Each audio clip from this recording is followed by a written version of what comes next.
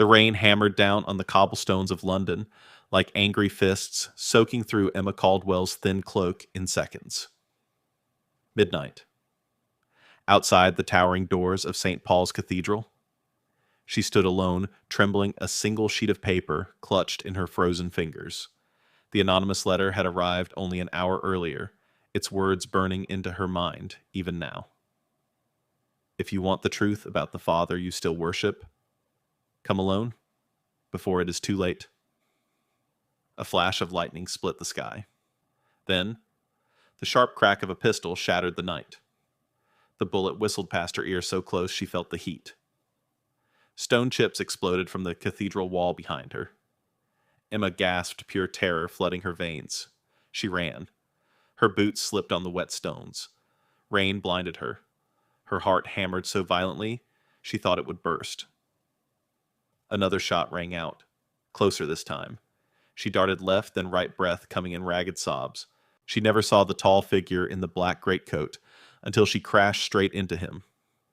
Strong hands caught her arms, steadying her before she could fall. Emma looked up and froze. A pair of storm-gray eyes stared down at her beneath the brim of a soaked hat. Rain streamed down a face carved from marble-sharp jaw, high cheekbones, and an expression of cold command that could only belong to one man. Lucas Hawthorne, the Duke of Ravenshire. For one breathless second, neither of them moved. Then another gunshot echoed through the empty square. Down Lucas barked, yanking her behind his broad frame, as if she weighed nothing. His body shielded hers completely. She felt the heat of him through his wet coat, smelled faint sandalwood and gunpowder. "Who the devil is trying to kill you?" he demanded, voice low and rough, barely audible over the pounding rain. Emma couldn't answer. Her teeth chattered. The letter was still crushed in her fist. The words screamed inside her head, accusations against her father, Edward Caldwell. Traitor, betrayer. The man whose supposed crimes had stripped their family of everything. Title, respect, future. Even her mother's death had been whispered to be his fault. She was no longer Miss Emma Caldwell, the bright, educated daughter of a respected baron. She was the daughter of a traitor. The girl no one wanted near their sons. The outcast who had spent 3 long years watching doors slam in her face. Lucas glanced down at the crumpled paper in her hand, then back at her face. Something shifted in those icy gray eyes, curiosity and recognition. "You're Edward Caldwell's daughter," he said quietly. It wasn't a question. Emma nodded once, too shaken to lie. He swore under his breath. Then, without another word, he pulled her closer against his side and began moving swiftly through the shadows, one arm wrapped protectively around her shoulders. "Come with me, now." She should have refused. Now. She should. Every instinct screamed that trusting a powerful duke, especially this one, was dangerous. Lucas Hawthorne was known across London as a man who trusted no one, loved nothing, and destroyed anyone who crossed him. Yet, at that moment, with rain pouring down and an unseen killer somewhere in the darkness, Emma had no choice. They reached his waiting carriage. Lucas practically lifted her inside, then climbed in after her slamming the door shut. The vehicle lurched forward immediately. Inside the dim, velvet-lined cabin, the only sounds were their ragged breathing and the relentless beat of rain on the roof. Emma sat huddled in the corner, soaked to the bone, still clutching the letter like a lifeline, or a curse. Lucas watched her in silence for a long moment. Water dripped from his dark hair onto his collar. His expression remained unreadable, yet she could feel the weight of his gaze. "You were almost killed tonight," he said at last. Voice low and controlled. "And I want to know why?" Emma swallowed hard. Her voice came out small, cracked. "So do I." "Your Grace?" She looked down at the letter, the ink now blurred by rain and tears, because somewhere in that single sheet of paper lay the truth about her father, and perhaps the key to a secret that could destroy the powerful man sitting across from her as well. Lucas leaned forward, slightly elbows on his knees, gray eyes never leaving her face. Then it seems, Miss Caldwell, we have a problem in common. The carriage rattled deeper into the night, carrying them both toward Ravenshire House and toward a darkness far greater than the storm outside. The carriage wheels splashed through puddles as they approached the massive iron gates of Ravenshire House. Emma sat rigid on the velvet seat, her wet dress clinging to her skin, every muscle still trembling from the chase. Lucas Hawthorne hadn't spoken another word since they left the cathedral square. The Dowager Duchess seemed to understand everything. "This is Miss Emma Caldwell," Lucas said quietly. "Someone tried to kill her tonight outside St. Paul's." Victoria's expression didn't change, but her gaze softened just a fraction. She moved forward and gently took Emma's arm.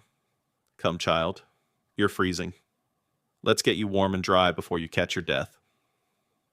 Within minutes, Emma found herself in a beautiful guest room, wrapped in a thick wool robe while a maid helped remove her ruined dress. A fire crackled in the hearth. For the first time in hours, the violent shaking in her limbs began to ease. But peace didn't last. A soft knock sounded. Lucas entered, followed by an older gentleman carrying a medical bag, Dr. Samuel Reeves. The doctor's kind face and gentle manner were a stark contrast to Lucas's cold intensity. Dr. Reeves examined the small cut on Emma's temple where a stone fragment had grazed her during the escape. His voice was soothing as he worked. "You're lucky, Miss Caldwell. An inch to the left, and..." He let the sentence hang. Lucas stood by the window, arms crossed, staring into the night. When the doctor finished, Victoria motioned for everyone to sit. Now she set her tone, leaving no room for argument. "Tell us what happened. All of it." Emma's hands tightened around the teacup they had given her. The anonymous letter still lay on the small table beside her, its ink blurred, but its words painfully clear. She told them everything, the accusations against her father, Edward Caldwell, the whispers that he had betrayed his country during the war, the way society had turned its back on her family after her mother's sudden death. When she finished, the room fell silent. Victoria studied her for a long moment, then spoke with quiet precision. "You are not simply a victim of gossip, Miss Caldwell. You are holding something far more dangerous. And my son has his own reasons for wanting the truth uncovered." Lucas turned from the window. His jaw was tight. "There is a growing threat against my family," he said flatly. "A political conspiracy that could destroy everything the Hawthornes have built. Documents, names, secrets from the war. I believe your father's case is connected to it." Emma's heart stuttered. Victoria leaned forward, her eyes gleaming with intelligence. "Here is my proposal. Help my son expose this conspiracy. Use that sharp mind of yours. I can see you have one. In return, Lucas will use every ounce of his power and influence to clear your father's name and restore your family's honor." Emma's breath caught. She wanted to laugh. She wanted to cry. After years of being shunned, after watching her father waste away under the weight of false accusations, after losing her mother to a broken heart, someone was offering her a way out. But the price she would have to trust the Duke of Ravenshire, a man whose world had crushed hers. I don't want to owe any man," she whispered, voice trembling, "especially not a duke." Lucas's eyes darkened, but he said nothing. Before she could refuse, a servant burst into the room, pale and breathless. "Your Grace, there's been a fire at the Caldwell townhouse. The entire east wing is burning. It started in the study, where Miss Caldwell's father kept all his old papers." Emma shot to her feet, the teacup shattering on the floor. No. The room spun. Another threat. Another attempt to silence the truth and to destroy what little remained of her past. Dr. Reeves placed a steadying hand on her shoulder. "Easy, Miss Caldwell. Breathe." Lucas watched her closely. For the first time, something almost gentle flickered behind his cold mask. "You're not alone in this anymore," he said quietly. Emma looked at him, this powerful, unreachable man who had shielded her with his own body in the rain. She felt it then. A dangerous, unwanted pull. A strange warmth beneath the fear and resentment she had carried toward his entire class for so long. She hated how safe she felt in his house. She hated how his presence made her pulse quicken even now. Victoria's voice broke the heavy silence. "Well, Miss Caldwell, will you accept the bargain?" Emma closed her eyes. The image of her mother's pale face on her deathbed flashed through her mind. The cruel laughter of society ladies, the lonely nights wondering if her father really was the monster they claimed. When she opened her eyes again, her voice was barely above a whisper. "I accept." But as the words left her lips, a chilling realization struck her. Earlier, when Lucas had mentioned the war, something in Dr. Reeves's expression had shifted. A fleeting look of sorrow. A hesitation. Later that night, after the others had left her to rest, Emma slipped downstairs to the library, unable to sleep. She found an old military report carelessly left on the desk, or perhaps not so carelessly. Her fingers trembled as she opened it. There, in black ink, was Lucas Hawthorne's signature, dated only weeks before her mother's death. A decision he had made on the battlefield. A decision that may have sealed her mother's fate. Emma pressed a hand to her mouth, horror flooding her chest. The man who had just saved her life might also be connected to the greatest loss of her life. The days that followed blurred into a tense rhythm inside Ravenshire House. Emma moved through the grand rooms like a ghost, her mind never truly at rest. Every creak of the floorboards made her flinch. Every shadow outside the window whispered danger.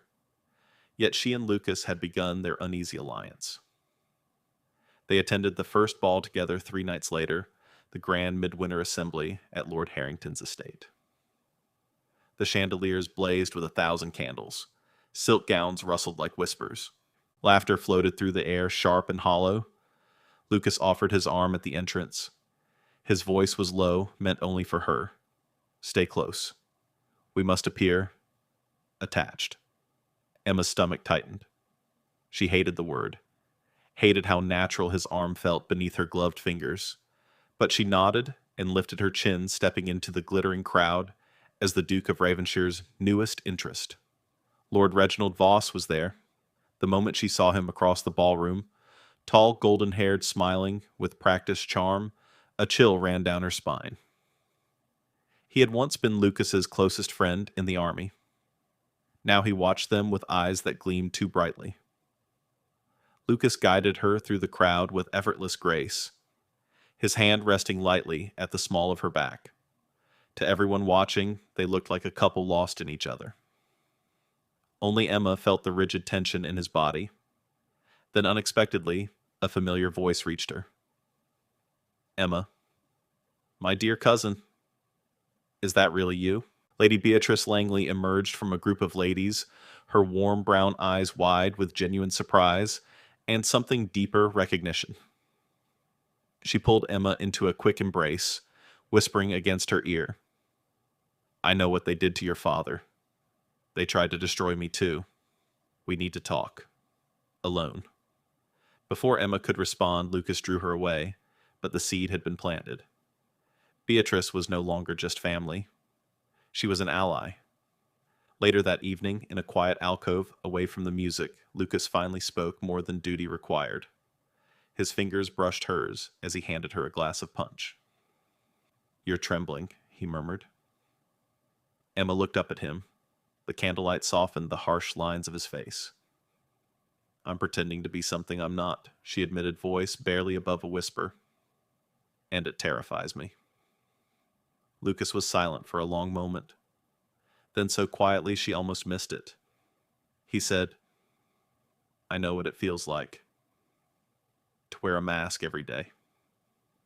He turned slightly, and for the first time she noticed the way his left shoulder sat, just a fraction higher than the right, an old wound. His voice dropped even lower. Waterloo. A French bayonet. The doctors said I wouldn't keep the arm. Some nights, I still feel the steel. His eyes met hers, raw and unguarded for a single heartbeat. I lost more than blood that day, Emma. I lost pieces of myself I'll never get back. Something inside her chest shifted. The cold Duke who had shielded her in the rain was beginning to crack open, revealing a man carrying scars far deeper than any title could hide. She wanted to hate him. She wanted to keep her walls high. But in that quiet alcove with music swirling around them, Emma felt the first dangerous flutter of understanding. 2 nights later, the real danger came. They slipped away from another society gathering and made their way through the darkened streets to Voss's private townhouse. The plan was simple: search his study for any documents linking him to the conspiracy. Lucas picked the lock with surprising skill. They moved like shadows through the silent rooms until they reached the heavy oak desk. Emma's hands shook as she rifled through drawers. Lucas stood guard at the door. Then, footsteps in the hallway. Someone's coming, Lucas breathed. They barely had time to hide behind heavy velvet curtains. The door opened. Reginald Voss entered with 2 men laughing about loose ends and Caldwell's foolish daughter. Emma's blood turned to ice. One of the men moved toward the curtains. Lucas reacted instantly. He pulled Emma tight against his chest. One hand covering her mouth, his body pressed flush to hers. She could feel his heartbeat fast, steady, protective. The man paused inches away, then turned back distracted by Voss's voice. The moment the room emptied again, Lucas grabbed her hand and they fled. They ran through the servants' entrance, down a narrow alley, hearts pounding. Boots echoed behind them. Shouts rang out. Faster, Lucas urged, his grip on her hand never loosening. They darted around corners, splashed through puddles until they finally lost their pursuers in the maze of London's back streets. Breathless, they collapsed against the wall of an old stable. Rain had begun to fall again, soft and steady. Emma looked up at Lucas, chest heaving. I know, he cut in voice rough. His hand came up to brush a wet strand of hair from her cheek. The touch lingered. His eyes searched hers with an intensity that made her breath catch for an entirely different reason. In the dim light, soaked and frightened, something unspoken passed between them. Back at Ravenshire House, safe behind locked doors, they spread out the single document they had managed to take, a faded military order with her father's name on it. The proof was there. Edward Caldwell had been innocent. Framed. The signature ordering the false accusation belonged to someone Lucas had trusted with his life. Dr. Samuel Reeves, the man who had bandaged Emma's wound with such kindness. The man Lucas had called brother on the battlefield. Emma stared at the paper, her world tilting once more.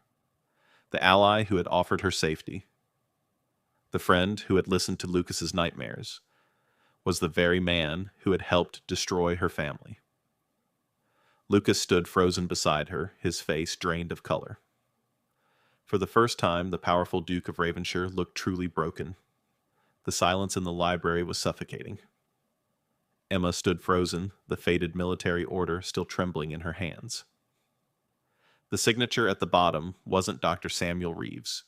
It was Lord Reginald Voss, Lucas's oldest friend, the man who had fought beside him at Waterloo, the man who had just laughed about loose ends while they hid behind velvet curtains. Lucas stared at the document as though it had stabbed him. Reginald? His voice cracked raw and broken in a way Emma had never heard before. He was the one who gave the order. He framed your father? The room felt smaller, the walls closing in. Before either of them could speak again, the butler announced a visitor. Lord Reginald Voss had arrived uninvited, claiming urgent business with the Duke. Lucas's jaw tightened. Show him in. The moment Voss stepped into the library, the air turned poisonous. His golden smile never reached his eyes. Well, well, he drawled, glancing between them. The Duke and the traitor's daughter? How touching. Emma's stomach twisted with rage and fear. Lucas moved forward, his voice dangerously quiet.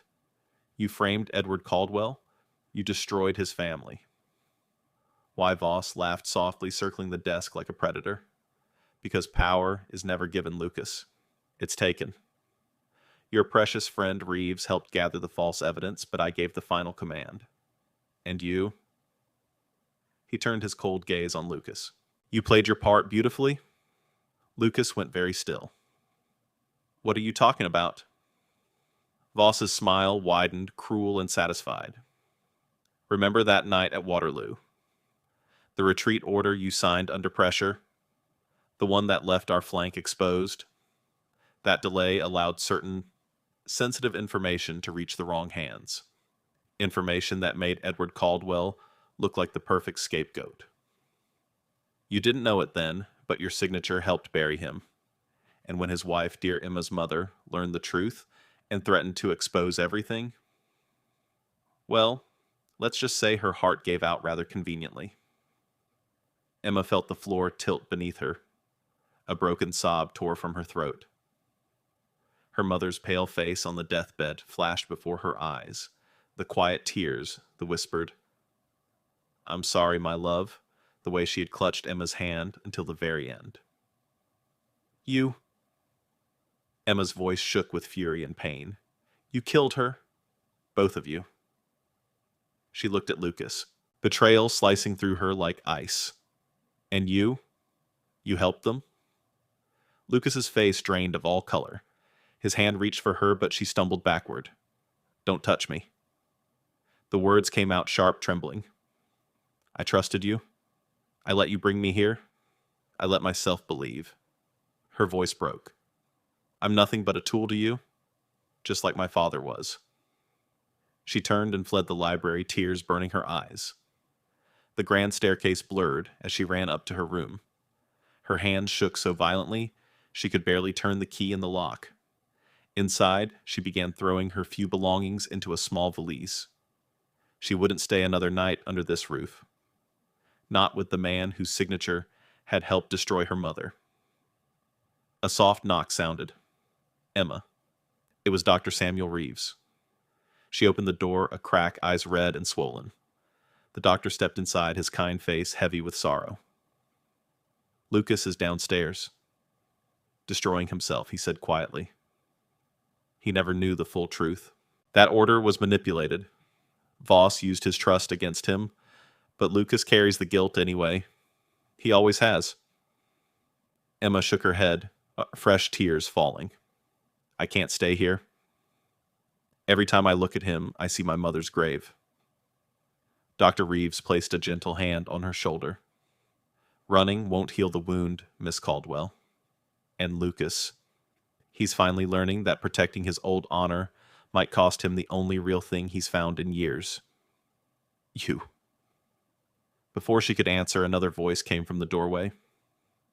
Emma. Lady Beatrice Langley slipped inside, closing the door softly behind her. I heard what happened, she said, her voice steady, but filled with quiet pain. Years ago, they tried the same thing with my family. They spread lies about my father until he took his own life. I ran too. I hid for years, but hiding only gave them more power. Beatrice took Emma's cold hands in hers. Don't let them win again. Face the pain. Let it fuel you instead of breaking you. Emma stood there, torn between the urge to flee and the quiet strength in her cousin's eyes. Hours later, the political salon at Lord Harrington's townhouse was crowded with influential men. Important discussions about the future of Parliament filled the air. Emma walked in uninvited, her back straight despite the terror clawing at her chest. Lord Reginald Voss stood near the fireplace holding court. She stepped into the center of the room, her voice ringing out clearer than she expected. Lord Voss. Every head turned. You have spent years destroying innocent lives to protect your own ambition. You framed my father. You helped cause my mother's death. And you betrayed the man who once called you brother. Gasps rippled through the room. Voss's face twisted with fury. You have no proof, girl? Emma lifted her chin, heart hammering. I have enough, and I am done hiding. Lucas appeared at the edge of the crowd, his gray eyes locked on hers, filled with regret pain, and something deeper that made her breath catch. She had just thrown everything away. Her reputation, her safety, her last chance at peace. But for the first time in years, Emma Caldwell felt truly free. The Grand Waverley Ball was the most anticipated event of the London season. Crystal chandeliers cast golden light over hundreds of the ton's most powerful figures. Music swelled, laughter sparkled like champagne. But the moment Emma Caldwell stepped into the center of the ballroom, every conversation died. She stood alone under the bright lights, heart pounding so hard she could barely breathe. Her hands trembled at her sides, but she lifted her chin and spoke, her voice shaky yet clear. Lord Reginald Voss has spent years destroying innocent lives to protect his own ambition. Gasps rippled through the crowd like a wave. Emma's eyes found Voss across the room. His face had gone deathly pale. He framed my father, Edward Caldwell, for treason. He helped cause my mother's death, and he betrayed the man who once called him brother. She paused, swallowing the lump in her throat. Memories flooded her, the lonely nights, the slammed doors, her mother's quiet tears. I was broken by those lies. I hid in shame for years, but I will hide no longer. Lucas Hawthorne moved to stand beside her. The entire room held its breath as the powerful Duke of Ravenshire spoke, his deep voice carrying to every corner. Everything Miss Caldwell has said is true. I was blind. I trusted the wrong man. My own signature was used against an innocent family, and I failed to see it. He turned to face the crowd, his gray eyes steady despite the cost. I will not hide behind my title. I stand with Emma Caldwell, and I will accept whatever judgment society chooses to give me. A murmur of shock swept through the ballroom. Victoria Hawthorne stepped forward with quiet dignity. In her hands, she held a small bundle of documents, letters, orders, and signed confessions gathered over weeks. With the authority granted to me by His Majesty's court, she said calmly, I present the final evidence. Lord Reginald Voss is guilty of treason, forgery, and conspiracy. 2 officers moved swiftly through the crowd. Voss tried to run, but strong hands seized him. His mask of charm shattered completely as he was dragged away, shouting curses that faded into the night. The storm was over. Emma's father's name was cleared that very hour. The ton that had once shunned her now watched in stunned silence as truth finally won. Later that night, long after the ball had ended, Emma stood alone in the moonlit garden of Ravenshire House. Silver light bathed the roses. A soft breeze carried the scent of night-blooming jasmine. Footsteps approached. Lucas stopped a few feet away, his tall frame silhouetted against the moonlight. He looked different. The cold mask was gone. Only raw vulnerability remained. Emma. His voice was hoarse. She turned slowly. Tears still glistened on her lashes. Lucas took one step closer, then another, until he stood directly before her. Without a word, he lowered himself to one knee on the damp grass. Not in the grand traditional way of proposal, but in surrender. I'm sorry, he whispered, voice breaking, for every moment you suffered, for the part I unknowingly played, for being too proud to see the truth sooner. He looked up at her storm-gray eyes, shining with unshed tears. You came into my life as a stranger running from danger, and you taught me how to trust again, how to love again. You healed pieces of me I thought were lost forever on that battlefield. His hand reached for hers, hesitant, trembling. I don't ask you to forget the past. I only ask if you can find it in your heart to build a future with me. Not as a duke and a rescued lady, but as two broken souls who chose to heal together. Emma's breath caught. Tears slipped down her cheeks. She thought of the frightened girl standing in the rain outside St. Paul's. She thought of the cold Duke who had shielded her with his body. She thought of every quiet moment they had shared, every crack in his armor, every time her heart had betrayed her fear. Slowly she sank to her knees in front of him, taking his face between her hands.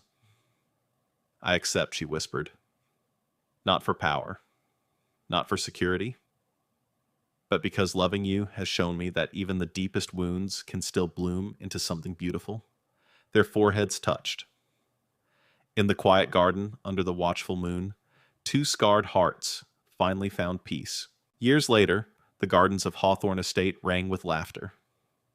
Emma stood on the terrace, one hand resting gently on the swell of her belly where their third child grew. Below her, Lucas chased their 4-year-old twins through the flower beds.